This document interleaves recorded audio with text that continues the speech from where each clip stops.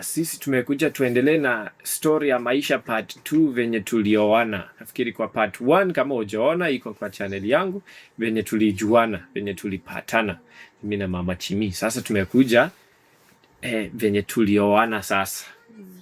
So kitu ya kwanza, wengi walikuwa na maswali kujua kuhusu masomo yako. Sasa masomo, watu waliuliza sana juu ya masomo yangu Mama Chimi, kwani ulifika form 1? Pana tulimit na Baba Jimmy, hata tukikutana yeye akinipata ilikuwa bado mimi niko shule, nilikuwa bado nasoma. Nilifika nilienda mpaka form 3 sikusoma nikamaliza. Nilisoma form 1, kasoma form 2, form 3 nilienda tu term 1. Nilikuwa nimebadilishwa shule form 3. Form 1 nilisoma biswa form 2. Shule ingine tu hata mwezi jua, lakini nisoma form 1, form 2, form 3 nikabadilisha. Ni mambo tu na school fees nini, alafu penye nilikuwa naenda shule ilikuwa mahali pazuri. Sasa vile walipanga kwenye exchange, school fees ikakuwa shida hivyo, lakini nilifika tuseme tu ni form 3, lakini sikumaliza. Nilikuwa ni Baba Jimmy alikuwa anakuja, lakini bado nilikuwa nasoma. Hata kivisit kwetu tukicheza naye tukifanya nini, mimi bado nilikuwa tunaenda shule. Hiyo ndio jibu niko nayo. Juu watu wanauliza sana, kwani ulifika form 1? Tukikutana 2015 nilikuwa form 1, 2016 form 2, 2017 niambia watoto wanyamaza wasipige kelele. Nilikuwa nasoma, sikumaliza, ni mambo na school fees, lakini sipige kelele sana. So Mama Chimi mambo ilikuwa hivyo. Yeah, alikuwa anasoma na ikafika mahali akawacha. So venye nilimchukua ilikuwa hayuko kwa masomo. Ilikuwa amekaa nyumbani. Ni muda, si ndio? Umekaa nyumbani muda gani? Karibu mwaka mmoja na kitu. Bas, tukuje sasa venye tulioana. Kwanza tulikuwa tunajaribu tungoje ID, tupate marriage certificate, na ikafika mahali baada ya hiyo mkutano wa kufunga tukaona wacha tuoane kwanza, ile tu ya kanisa, na marriage certificate tutafute baadaye, maana ID ilikuwa inachelewa kupatikana. So tukaamua kufanya hivyo, na kwa wakati huo ilikuwa sisi wote tuko na miaka 18, na kaamua basi acha sasa tufanye hivyo. So Mama Chimi, wewe eleza venye tulikuja kukuchukua. Sasa walikuja kwetu, wakafika na wazazi wake. Wakuja wazazi wote, ilikuja babake, lakini ilikuwa mzuri. Baba Jimmy alileta mang'ombe. Kwa wale wenye wanauliza mahari nini, najua hata wenye wanafuatilia mahari sana ni wabukusu kuuliza hiyo kwa comment section. Walileta mahari, Baba Jimmy alileta mahari, alileta mang'ombe, akaleta basha, kitu mzuri tu. Alileta kila kitu, ilikuwa sawa. Kanichukua tukaenda. Sisi unajua ndoa yetu hatukufanya ati harusi ile yenye unaona ati wamefanya harusi kubwa, mimi nimevaa nguo fancy. Kwanza picha yetu ya harusi ukiona watu wanaweza tuchongoa, lakini unajua harusi yetu tulifanya ya Kikristo, yani kwa maombi. Tulifanya kwa maombi. Unajua kila kitu kwa hii ndoa, kila kitu si ati lazima atufanye. Kuna watu wanafanya harusi ile kubwa zaidi, na unapata mwezi mmoja wanawaachana.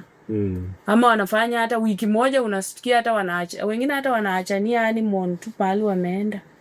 Sasa kitu ya ndoa sio harusi. Unaweza fanya harusi na ndoa ni mbaya. Hata wengine wanafanya harusi na ni ile tu wamepangiwa tu, tuseme wameuza msichana. So unajua hiyo sio mzuri. Kitu ya maana ni kuwa na hiyo maelewano na kufanya tuseme ndoa isimame. Asua sana ndani ya Mungu, ndio kitu iliyo bora zaidi. So penye Mama Chimi ameeleza, nilileta mahari, tukakuwa na maelewano mzuri huko, tukaenda na Mama Chimi.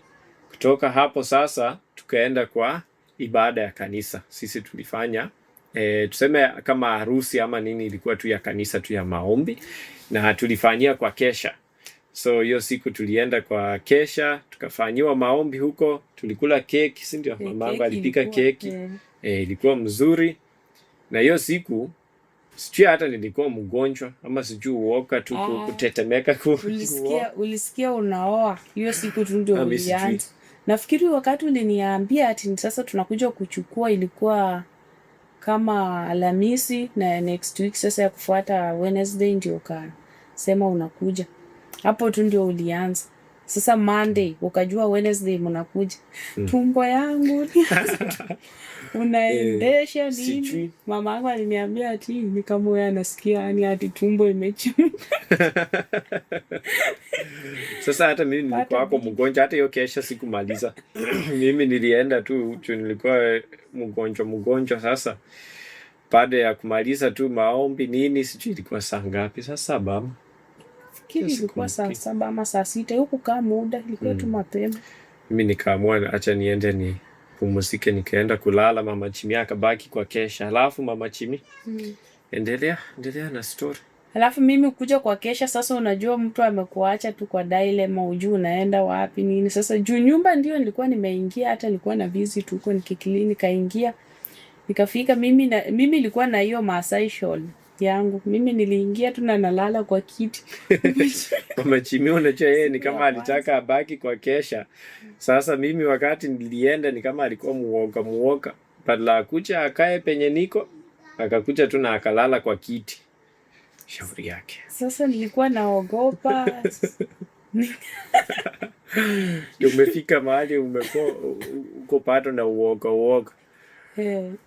Bas, lakini mambo ikakuwa sawa, uoga ikaisha baadaye. Angalau alikuwa muoga kwanza. Siku hizi ndio uoga, hata siku hizi uoga sioni. Siku hizi mimi hizi Mama Chimi amekuwa tu. Uoga nimejifunza kujua uoga ni dhambi kubwa sana, inazuia vitu mingi kwa maisha yako.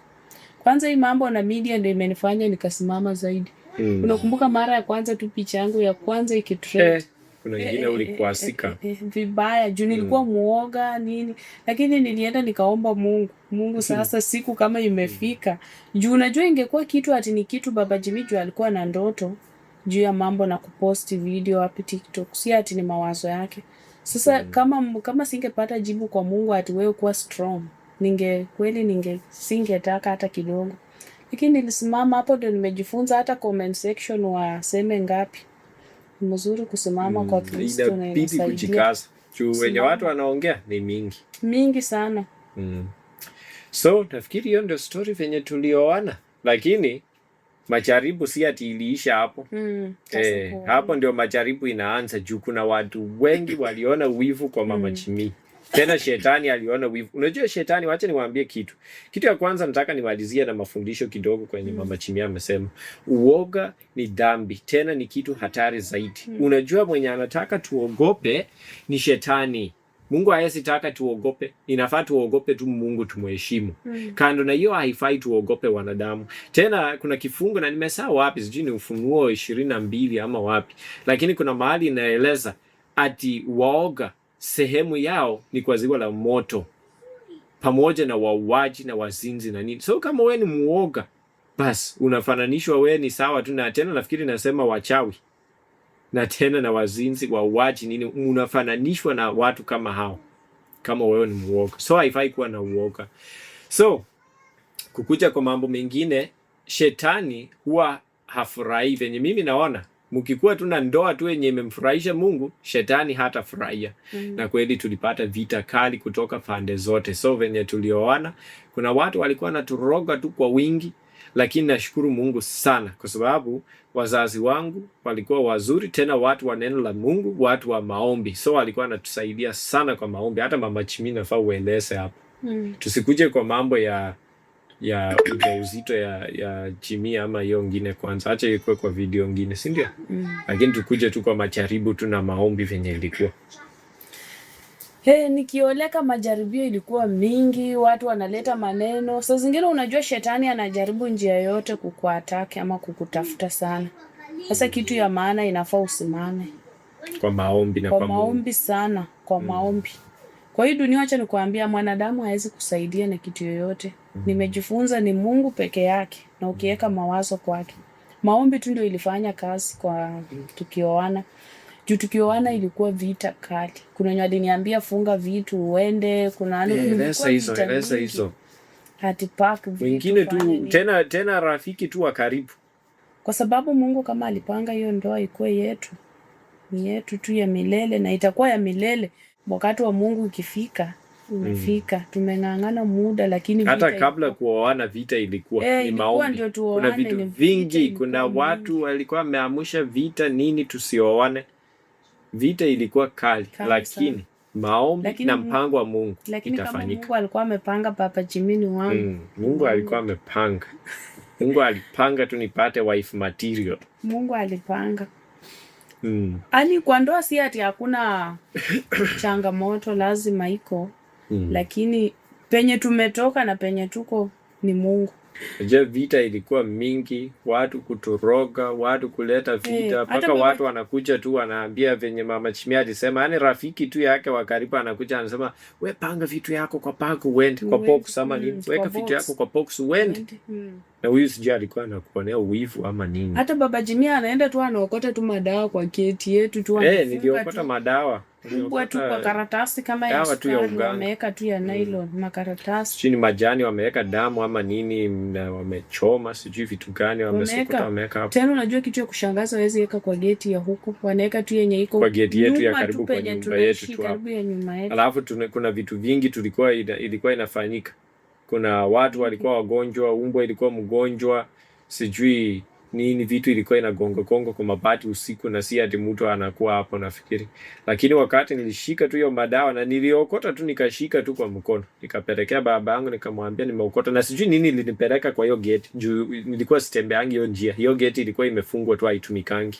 Na nilienda nje nikazunguka kwa hiyo gate penye ilikuwa na nikapata hiyo madawa. Na nikaenda nikapelekea baba yangu, tukaomba, tukaichoma. Na watu wenye walikuwa wagonjwa wakapona, umbwa hata ilikuwa inakohoa tu ilikuwa mgonjwa ikapona, na vitu ikaacha kugonga kwa mabati. So tukajua hiyo kitu ni kama haikuwa mzuri. Unajua hatuwezi tishwa na wachawi, hatuwezi tishwa na mambo kama hiyo. Mungu anashinda hayo yote. Mjue Baba Jimmy ako na baba yake, huyu baba yake ako na ujasiri, na hiyo familia maamini Mungu zaidi. Imagine madawa Baba Jimmy akiokota tu anaenda naye kwa baba yake, wanaomba hiyo vitu, wanakemea kabisa, wanachoma ama wanatupa kwa hiyo vitu, inaenda hivyo. Hata inakuwa kama kicheko. Inakuwa tu kama kicheko juu ni vitu imeisha nguvu. Ukiishi kwa uoga wachawi, wataniroga, sijui nini. Hiyo kitu ni mbaya. Inakushika na unaishi tu kwa uoga. Lakini kuwa na ujasiri ukijua hii ni maneno tu ya chini. Mwenye anashinda hayo yote ni Mungu. Na yeye ndiye ana uwezo.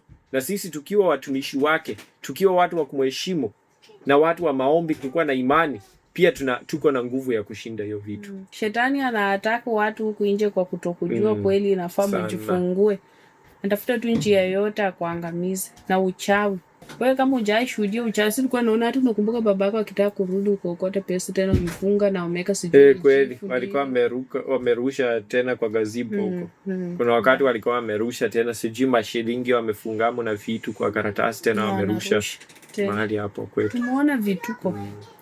Kwanza mimi unajua nikioleka kwa Baba Jimmy watu walikuwa na wivu sana nini vita. Juu unajua watu wengi wakutaka tuone. Lakini nilisimama. Kitu yenye imetusaidia ni maombi. Hiyo tu. Lakini tutakuja sasa, nafikiri hata time naona imeisha. Inafaa tutoe part nyingine. Story ya venye tulipata watoto. Na mambo kama hayo. Story ya mama mkwe ya Mama Chini. Hiyo itakuja baadaye. Naomba msubscribe, endelee kutufuatilia. Video nyingine iko kabla hii ile ya venye tulipatana. Kama hujaona hiyo unaweza enda kuona pale. Naomba msubscribe, like, comment. Bas, acha Mungu awabariki. Bye.